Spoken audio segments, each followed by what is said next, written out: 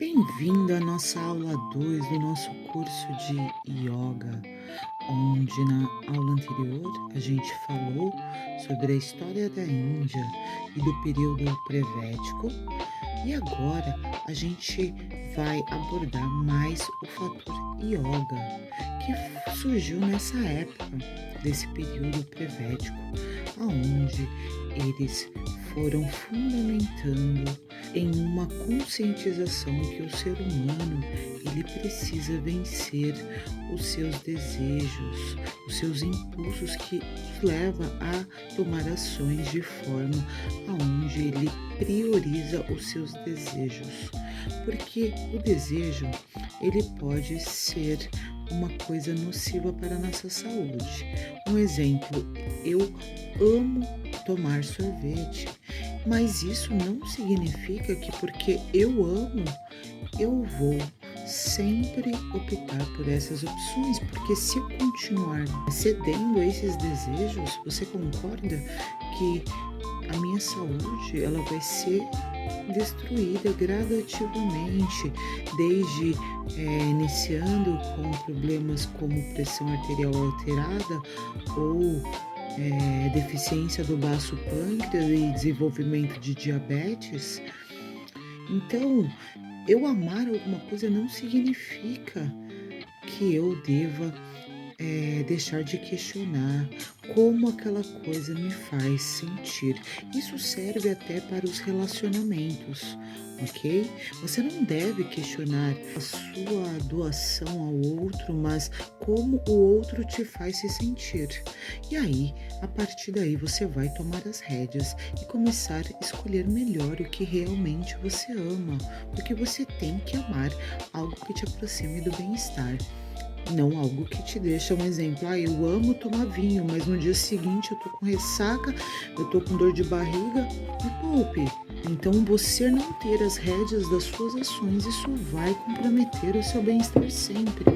É para que a gente resgate a nossa verdadeira fundamentação na vida. E se somos escravos dos nossos hábitos, dos nossos valores, vamos questionar para se esses hábitos e esses valores nos aproximam da verdadeira felicidade, que é o bem-estar físico e emocional.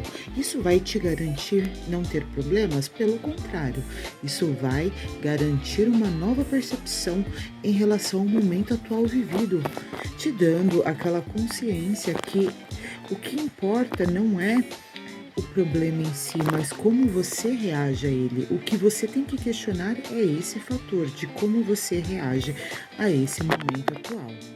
Pois felicidade está em ser, ela não está fundamentada em ter. Quando a gente tem o desejo e usa de maneira inteligente essa informação, às vezes a gente pode estar achando que felicidade é ter.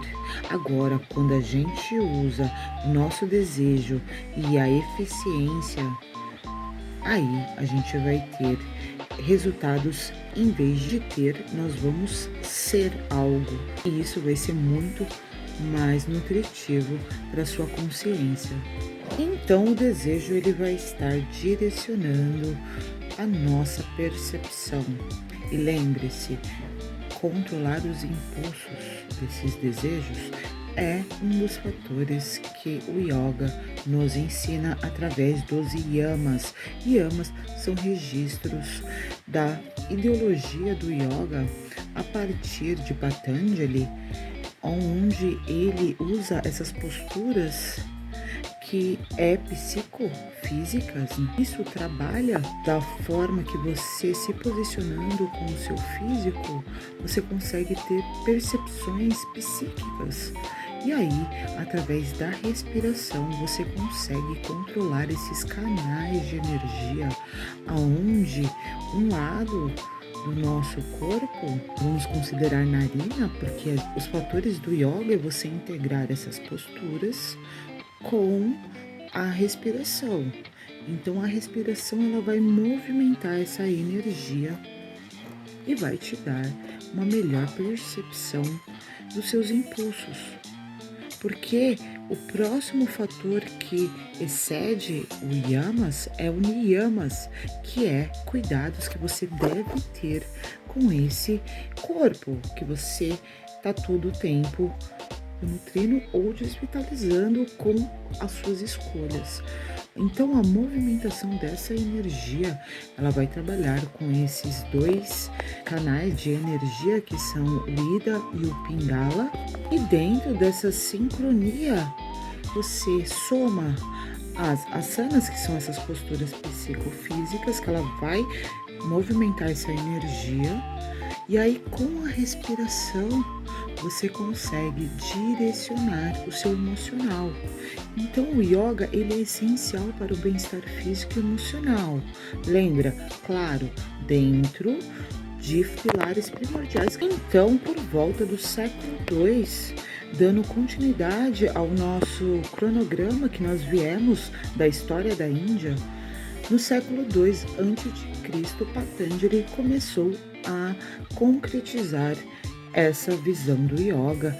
E essas asanas, ela nada mais são do que registros que nós vamos adquirindo superficialmente através do medo, da raiva, da emoção, que a gente precisa aprender a trabalhar para que ela não seja levada sem o devido controle, sem as devidas rédeas ou sem o devido filtro, que é essa inteligência que nós possuímos e devemos pôr em prática o quanto antes. Não podemos ser arrastados por nossas emoções. Temos que ter esse filtro para que a gente possa saber como raciocinar frente a essa questão que nós estamos no momento passando. Então, vencer através desses 4 pilares fundamentais que Patanjali fundamentou dentro do yoga é muito importante, e assim a gente pode alcançar o Pratyahara, que seria o 5º fundamento, aonde a gente desliga esses sentidos para que ele não esteja mais no controle automático. Assim a gente chega ao aspecto máximo de concentração, que é o Dharana, para que a gente possa ir para o próximo seguinte fundamento do yoga por Patanjali, que é Dhyana, que é ter consciência, que é a meditação focada, e assim chegar ao Samadhi, ou Samadhi, estar no controle do karma e do dharma, pois o karma é as ações que eu tomo. O karma nada mais é que a minha conscientização sobre a minha ação, o quanto mais ela está correta dentro do que a vida me pede. E aí, assim, chegando ao caminho, que é quando a gente entra no propósito que temos, aí a gente vai para o Dharma, que é a junção para a união do Atma, pois existe essa polarização das energias, onde o frio e o calor, eles são energias opostas, mas que estão trabalhando juntas. Então, quando há a integração com esse Atma, essa unidade, juntamente com o Samadhi, aí eu consigo ter um benefício mais profundo no yoga, aonde eu consigo estar com as rédeas do que eu preciso ter rédeas. Temos que entender que o cérebro, ele é meio preguiçoso e ele quer que você fique no automático, porque no automático ele já aprendeu a te proteger. Só que esse automático, ele tira o nosso propósito, e tirando o nosso propósito, a gente fica como se tivesse um buraco dentro da alma. Quando a gente vai dormir, a gente dorme com aquele senso de ficou faltando algo, você não se contenta com o que você está fazendo. Então saiba que quanto mais conectado você estiver com o seu propósito, mais você vai se sentir bem. Então os fundamentos da vida yoga dentro esse cronograma da história indiana é essencial para que a gente possa desempenhar de maneira única essa vivência que vai ser o yoga na sua vida. Pois, a partir do século IV depois de Cristo, Patanjali, ele unificou essas 8 partes que o método tem sobre a nossa percepção de energia, de movimentação. E ele considerava que você se aprofundar nessas 8 partes, esses 8 corpos que o Ashtanga trazia, isso era buscar conhecimento para ser a sua melhor versão. Isso tudo é para a manutenção dos nossos pensamentos e vibrações, para que assim a gente construa hábitos e atitude com valor que nos aproximam cada vez mais do bem-estar, que é a única herança que realmente possuímos e podemos resgatar, depende das nossas ações e condutas. Então, se você quer e é comprometido com isso, saiba que a matéria-prima vai ser o alicerce que vai alimentar todos esses fatores endócrinos que estão diretamente conectados com a nossa tireoide e paratireoide. Pois o sistema endócrino ele vai equilibrar a nossa felicidade dentro dos fatores hormonais, pois a gente criando valores que têm caráter, comprometimento e reciprocidade na atenção, a gente vai criar ambientes que vale a pena e que as pessoas elas vão ser fortalecidas nos seus talentos, não poldadas e ensinadas de maneira errada. Existem leis e para você pegar as rédeas, você tem que estar dentro dessas leis. E a principal delas é sair do automático e não delegar a sua responsabilidade ao outro. E quanto mais a gente se conhecer, a gente vai entender qual é o espelho que a gente traz.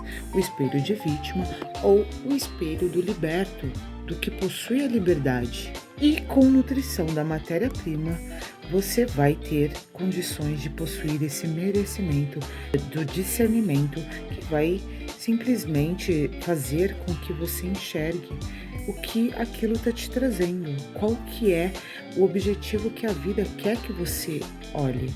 E a tríade do livre-arbítrio, ela está constituída em você ensinar o que sabe, 2, praticar o que se ensina e 3, não ignorar o que não se sabe. E essa tríade vai te trazer o equilíbrio do seu livre-arbítrio dentro das leis universais. Espero que você tenha gostado da nossa segunda aula. A gente se vê lá na terceira. Tenha um ótimo dia. Tchau! Olá, bem-vindo a esse curso de yoga. Antes de tudo, eu não poderia iniciar esse curso sem deixar de me apresentar. Eu sou Ana Carolina, eu sou terapeuta holística e trabalho com os recursos da MTC, com o fundamento da epigenética, que é a ressonância, para que através disso a gente construa atos, condutas que nos aproxime do sistema de bem-estar, porque o bem-estar nada mais é que um sistema de hábitos que a gente vai adquirindo, e aí isso vai fortalecendo e otimizando desde a nossa parte celular até os hormônios que nós liberamos. Tudo é uma construção, somos como tijolos que podemos estar dia a dia fortalecendo essa estrutura ou simplesmente degenerando através de má condutas ou vícios que comprometem essa integridade. E aí, antes de tudo, a gente vai conhecer um pouco sobre a Índia. Por que sobre a Índia? Porque dentro dos recursos que eu utilizo como pilar e fundamentos que são constituídos desse bem-estar geral, dessa saúde integrativa, está o primeiro aspecto, a nutrição ressonante, que é a gente ter já uma postura de condutas que a gente sabe que melhora. Um exemplo, você sabe que se você dormir bem, você vai ter mais bem-estar. você sabe que se você escolher alimentos que nutram o seu terreno biológico, você vai se sentir com mais energia, mais vigor. E você sabe também que se você praticar exercícios físicos, você também estará beneficiando, todos esses hormônios que são comprometidos por condutas que não o favorecem, certo? Então, o primeiro passo é a alimentação ressonante, porque dentro disso você vai dar condições para todos os ciclos que existem, para que as sínteses de precursores biológicos que ocorrem dentro da nossa célula possam ter a matéria-prima para que isso aconteça da melhor forma. E a função é combater os agentes agressivos. Dentro dele seria liberar recursos aonde você vai comprometer através da glicação, que é o excesso de açúcar na corrente sanguínea, aonde o nosso vaso pâncreas vai ter que estar lidando exclusivamente com a produção de insulina. Você vai aos poucos enferrujar esse órgão, fazendo com que os seus receptores tenham dificuldade de pegar todo esse açúcar, porque você continuamente, seja de manhã, tarde ou noite, sem integrar outros fatores. Um exemplo, quando você come muito açúcar, você tem que sempre estar incluindo nesse momento alimentos como fibras e proteínas, e lipídios, gorduras boas, para que você possa fazer com que essa produção de insulina, que é um alimento que produz açúcar no nosso organismo, você consegue fazer com que ele seja mais tóxico para o seu terreno biológico. Então, dentro dessa visão, a gente tem que buscar fatores que fortalecem essa parte endócrina, que é os hormônios que a gente produz. E o exercício físico, que eu trago para vocês aqui, porque o movimento, ele é o que vai dispersar a energia acumulada, que nós temos tendência a acumular devido a muitos pensamentos, sejam eles bons ou ruins. A diferença é que pensamentos ruins, eles são mais densos do que os pensamentos bons, que são considerados mais sutil. E a proposta é eu trazer para vocês o conhecimento que vem da Índia há mais de 6.000 anos atrás, que nos traz o período prevédico, que foi o período antecessor ao período védico. E ele foi constituído por duas castas, que lá na Índia é conhecida como os arianos e os drávidas. Eles acabaram guerreando entre si nesse período, onde até a gente também já ouviu falar da teoria de Atlântida. Sim, então, esse era o período pré-védico, onde essas duas castas lutavam por poder e glória.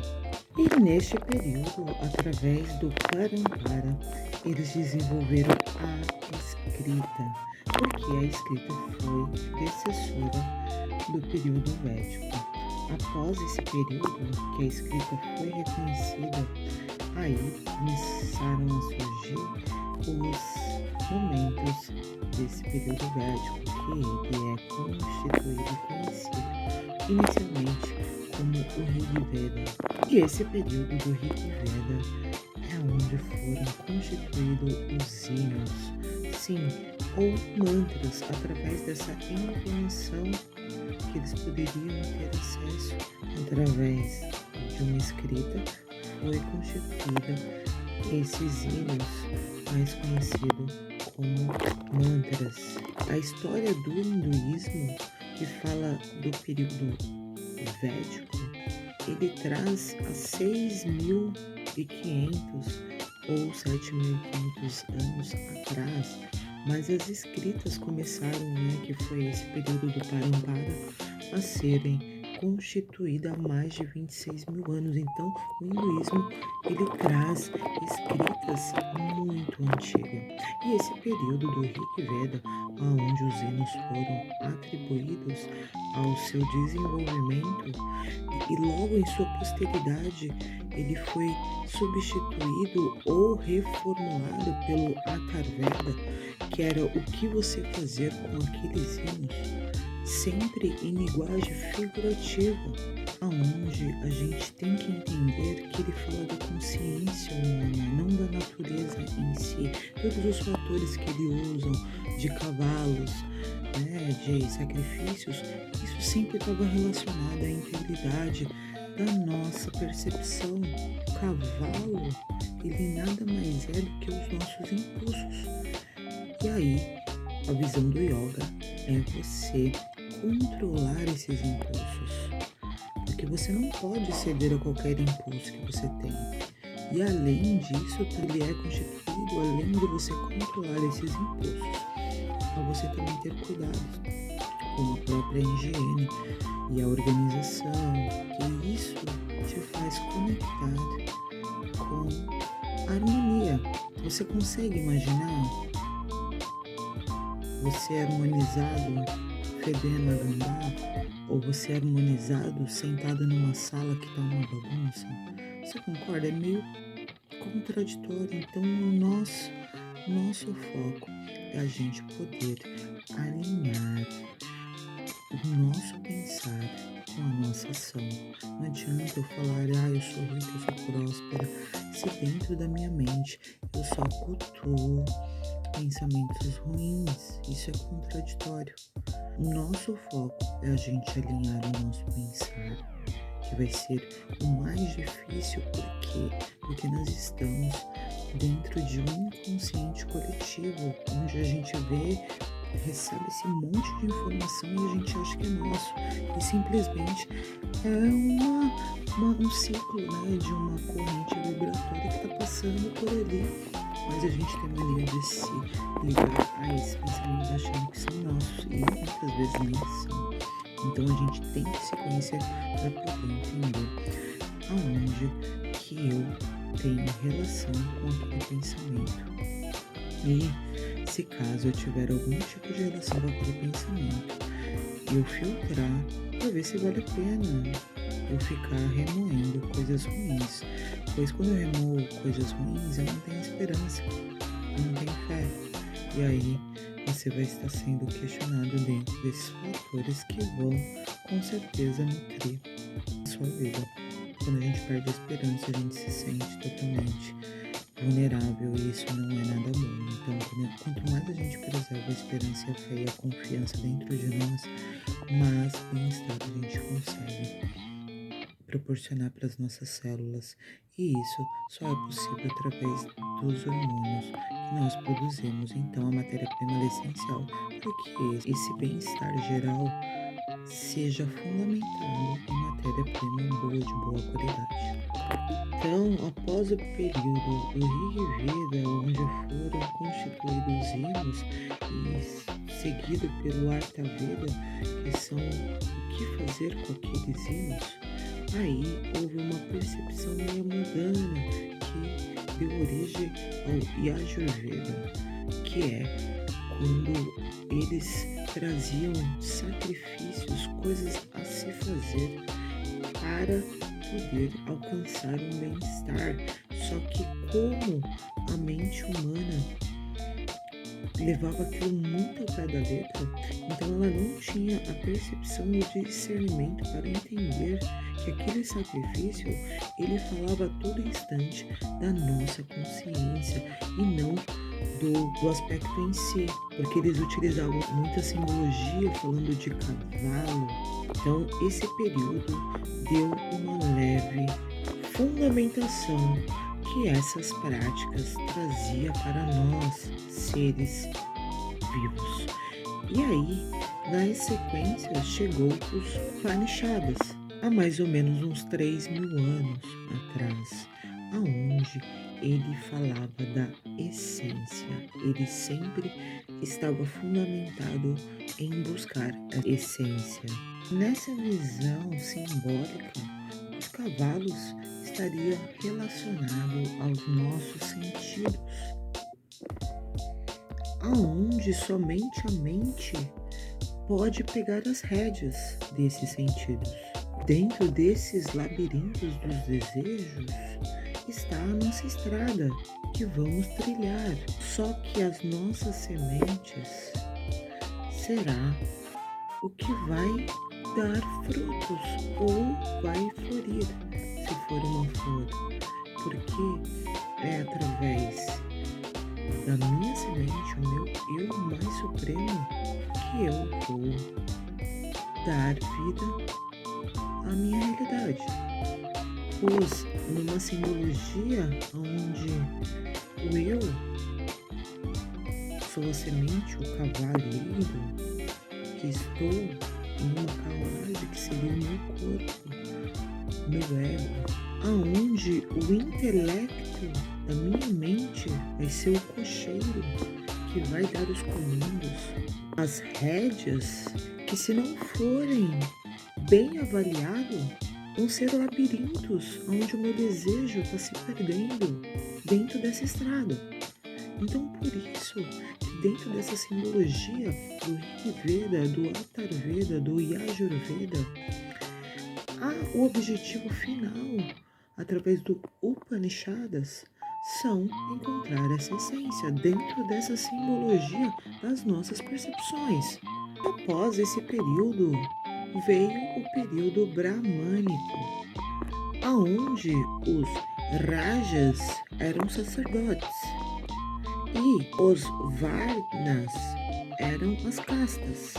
E isso se originou por volta de 2500, aonde esses sacerdotes, essas castas, eram simbolizadas por Hanuman, por Ganesha, até o Mahabharata, que foi a última guerra que nos conta no Bhagavad Gita, aonde é encerrada a escrita védica, que foi o épico, pois essa batalha era contra os 7 pecados capitais, aonde Krishna está sendo o conselheiro de Arjuna contra essa batalha, aonde ele tem que lidar com esses 7 pecados capitais que está em volta dele através dos seus familiares. Encontrando assim a nossa essência, a gente tem a capacidade de erradicar a nossa ilusão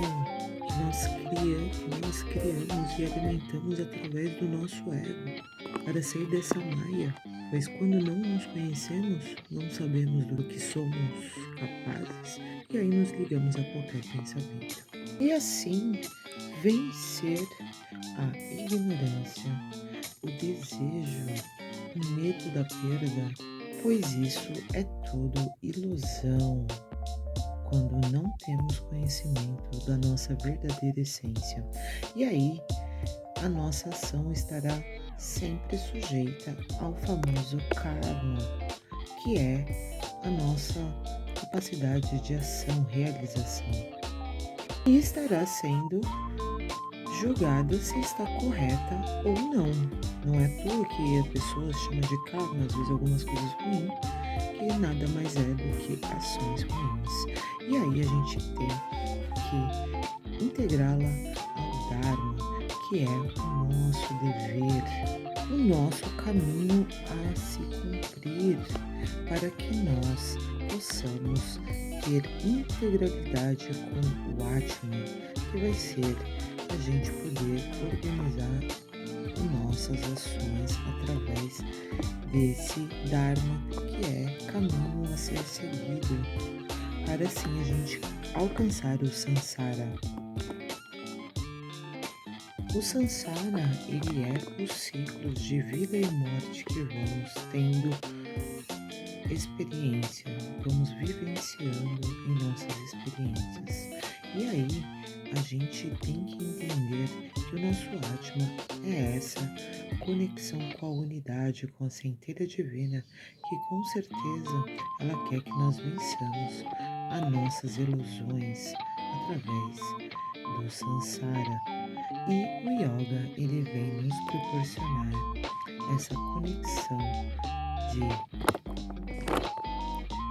e através do fortalecimento da respiração, pois dentro da visão da saúde integrativa do bem-estar físico, compreendam assim, 75% do que você sente está relacionado com o que você come, 15% está relacionado com a sua respiração. Então você vê, a alimentação é a matéria-prima essencial para esse bem-estar celular.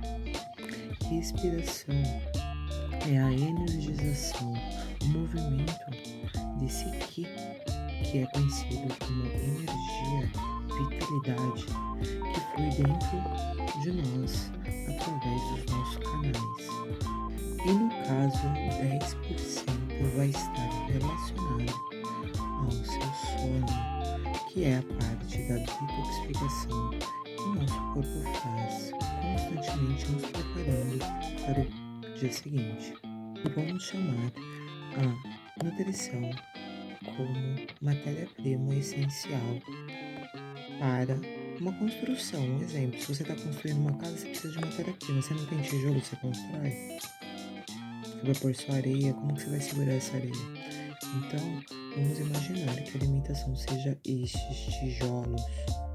A parte respiratória, onde inclui o movimento do diafragma, conhecido no respirar como Yudi e Vav,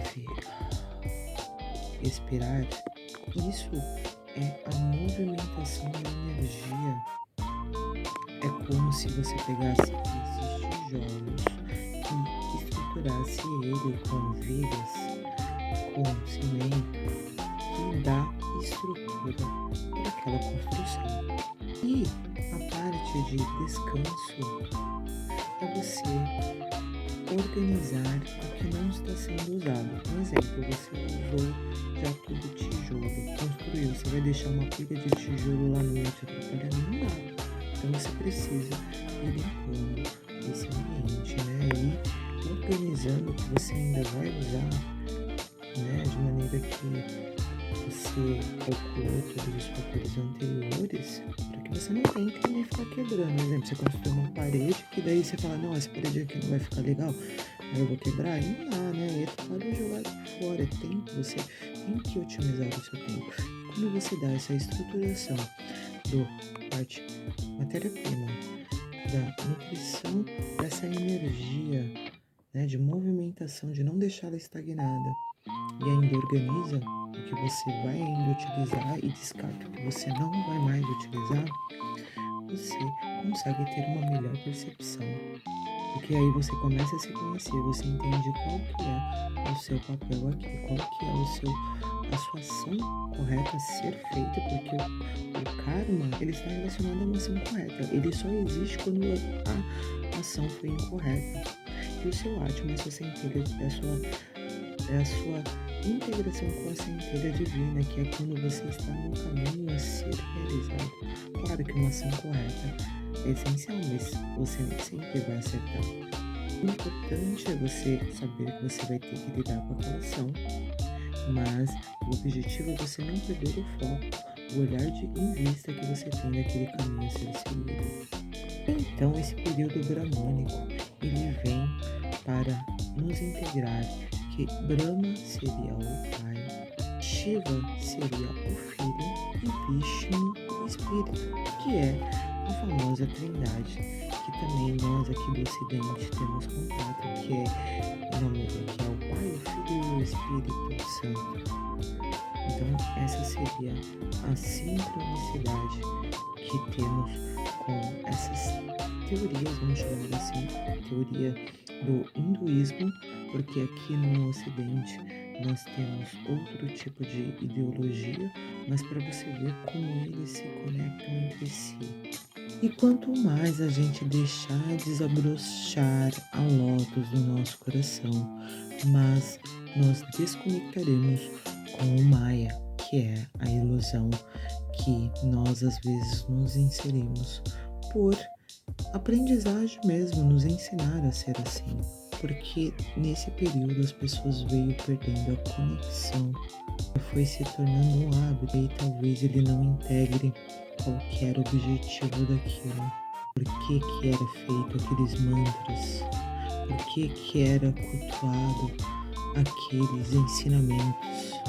Por que vencer os desejos?